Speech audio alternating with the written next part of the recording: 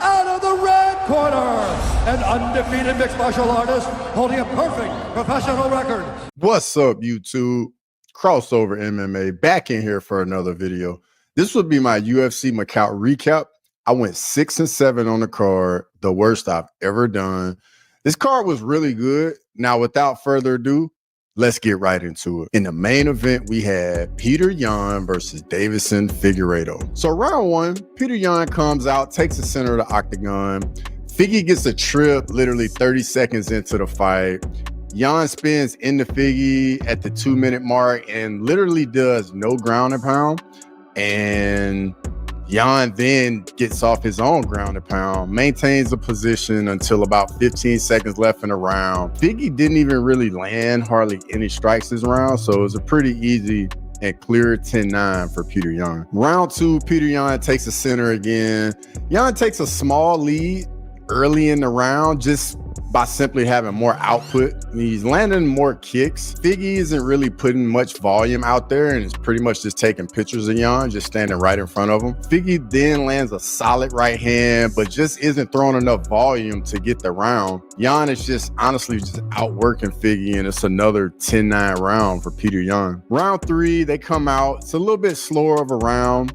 Figgy gets a takedown, but Yan gets right back to his feet. Yan drops Figgy with a short little uppercut. Yan jumps on top of Figgy. Figgy manages to survive and then gets back to his feet. Yan is literally just one step ahead of Figgy and just a bit more active. That pretty much just breaks down the fight up until this point. Yan starts landing some good shots in close, uppercuts, hooks, and his striking is just on point.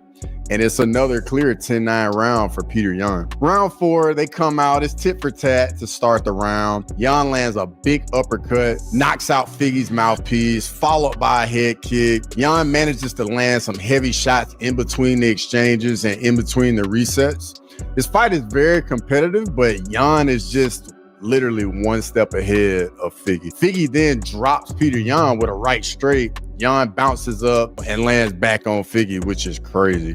Figgy just didn't do enough, even though I feel like Yan controlled majority of the round.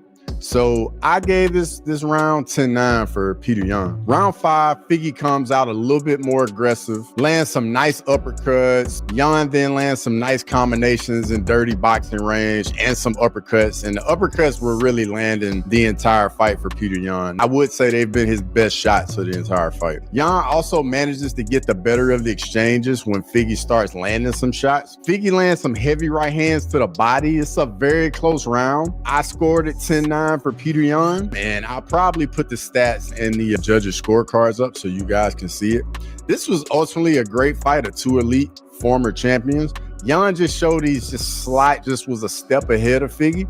Figgy fought well, he just didn't have enough output, and Yan landed the cleaner shots overall, and it's a 50-49 for Petr Yan. Before we get into the next fight, if you like the content, like the video, and subscribe to the channel. In the co-main event, we had Xiaonan versus Tabatha Ricci. Round one, Xiaonan comes out, takes the center of the octagon. Both ladies are trying to find the range. Xiaonan is really just showing her speed and her hand speed. She's using her long range weapons very well, like side kicks, right straights, jabs. And Tabatha Ricci just having a very tough time at closing the distance and getting to Yan across the void. Yan's game plan is pretty clear. Keep the range, make Ricci pay every time she enters in the range. Yan starts mixing in front kicks to the body as well, and this only just adds to the problems for Tabatha Ricci. And Ricci just isn't able to land any strikes, and it's a clear 10-9 round for Xiaonan. Round two, Xiaonan comes out controlling the center again. Yan lands a nice 1-2. Then Ricci gets a takedown, but Yan gets right back to her feet. Yan lands a big right straight. Ricci throws a 1-2 from out of range and pays for it badly as Yan lands a nice right straight counter. Yan just has a firm control of the range. Ricci just can't manage any offense, and it's another clear 10-9 round for Xiaonan. Round three comes out controlling the center of the octagon again. Ricci's trying a little bit more to close the distance, but Xiaonan just will not allow it. Yan is fighting the perfect fight. It's probably the best she's ever looked. Yan lands a big counter right straight. Ricci just hasn't been able to close the distance and implement her grappling at all. And for me, it's a 30-27 unanimous decision for Yan Xiaonan. It was just complete masterclass by Yan Xiaonan. It's the best she's ever looked. Ricci only managed to land 17 strikes in the entire fight. In the feature fight, we had Kenan versus Muslim Salikhov. Round one, they come out filling out the range and finding the distance. Both guys are landing some kicks. Salikhov starts investing in calf kicks straight away. Salikhov is really just chewing up Kenan's lead leg, and you can start seeing the redness on Kenan's calf. Salikhov's calf kicks pretty much have been the most effective strike of the round so far. Then all of a sudden, Salikhov lands a beautiful spinning wheel kick right on the chin of Kenan, drops him, knocks Kenan out, and it's a first round KO for Muslim Salikhov. Next fight, we have Wang versus Gabriella Fernandes. Round one, Wang comes out, takes the center of the octagon. Both ladies are filling out the range. Wang is throwing some body shots and some body kicks early, lands some nice combinations as well to the body. The body work is crisp. Wang's got some nice side kicks to the body, lands a heavy right hand to the body as well. Fernandes runs into the clinch. Wang breaks free, and then they start exchanging. And they're both landing in boxing range, but I think it's a pretty clear 10-9 round for Wang. Round two, Wang comes out, takes the center of the octagon again, backs Fernandes up to the cage. It's pretty tit for tat, as Fernandes won't overcommit, and Wang is being very patient, trying to wait for Fernandes to overcommit so she can counter. Fernandes lands a head kick that drops Wang, and she's rocked at this point. They both get back to their feet and exchange. Then Fernandes steps in and lands a massive left straight, drops Wang, hurts her badly.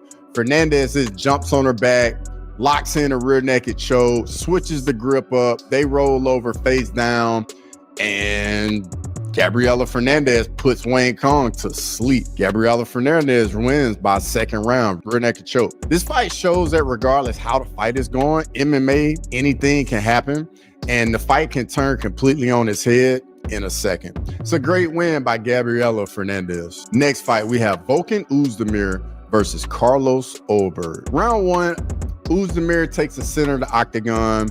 Ulberg is on his bike a little bit, circling the octagon. Oezdemir is investing in calf kicks to try and slow Ulberg down. They're definitely being effective. You can see the redness on the calf starting already. Oezdemir tries the blitz, and Ulberg lands a solid check hook, and Oezdemir stumbles into the cage as Ulberg circles out. Ulberg lands a nice combination. They exchange, and Ulberg gets the slightly better of this exchange. Ulberg lands a strong combination. It's a really close round. You can really see the redness and the damage on Oezdemir's face. I gave it 10-9 to Carlos Ulberg, but it's a very competitive round. Round two, they come out, heavy calf kicks and a right straight from Ulberg to start the round off.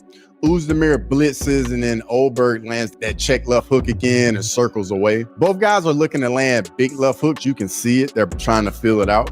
Ulberg is getting the better of the exchanges and landing the better shots. Ulberg is really starting to let his hands go. Ulberg is opening up on Oezdemir, and it's becoming very evident he has a speed advantage.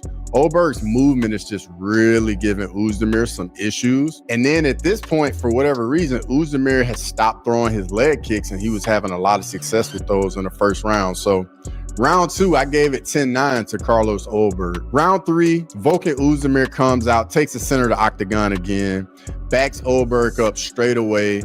Oezdemir is basically chasing Ulberg down and really going after Ulberg, but it's not really doing much. Oezdemir is getting much closer to landing the big shot, but he just can't land it. Ulberg is moving slightly out of range, and then Ulberg would land some heavy combinations. Oezdemir starts to slow down, and you really can see the damage on his face. Oezdemir is just landing one shot at a time, and Ulberg is just landing with more volume, and I gave this round 10-9 round for Carlos Ulberg. He wins a 30-27 unanimous decision. Carlos Ulberg gets a big win to move inside the top 10. I know he was ranked number 10. At this point, I think he's one fight away from getting a title shot, and the way light heavyweight is looking, you never know. He just might get a title shot next. Next fight, we have Zhang Mingyang versus Ozzy Diaz. Round one, both guys come out a bit tentative, each guy having so much respect for the other guy's power. Neither guy is really trying to risk it. It's tit for tat. Zhang lands a couple leg kicks. Both guys are using their jab to find the range. Zhang then lands a massive little short elbow, drops Diaz, hurts him badly. Zhang swarms Diaz, gets the first round TKO. It was a nasty short little shot. I'll probably throw up some pictures so you guys can see it. Now we have the prelim highlights. In the first fight, we have Karu Singh Sahota versus Dong Ho Choi. Round one, both guys come out feeling each other out, trying to find the range. Sahota's leading the dance. Choi is just looking to counter. Choi lands 2 solid counters and they get a very good reaction out of Sahota. They come together and exchange, and Choi goes third in the exchange, lands a massive right hand, puts Sahota out cold, stiff as a board, and it's a first round KO from Dong Ho and Choi. Next fight, we have Shi Ming versus Feng Xiaonan. Round 3, Feng is up 2-0 and pretty much just in complete control of this fight. Shi Ming just comes out in between rounds. Her corner is telling her, like, you have to get a finish. You have to go after her. And that's pretty much what she does. She comes out in round 3 and is just marching forward, trying to get after Feng. And she knows she needs a finish. So then they're at range and Ming feints, and then next thing you know, she throws a head kick right after a feint, and it lands clean on the chin, knocks Feng out cold. It's a brutal head kick KO. They had to stretcher Feng out of the octagon. Nasty, brutal finish. And Shi Ming wins by 3rd round KO. Next fight, we have Xiaonan versus Kwang Lee. Round 3, Xiaonan is up 2-0. And then even in the 3rd round, Xiao comes out very aggressive, lands a straight right away. Xiao is just getting the better of the exchanges every time they come together. Xiao lunges in with a 1-2 that lands clean on the chin, puts Kwang Lee down, and Xiao Lee wins by KO. If you made it this far in the video, I greatly appreciate it. If you like the content, like the video, subscribe to the channel. It really helps me with the algorithm. Questions, comments, feedback is always welcome. And as always, until next time.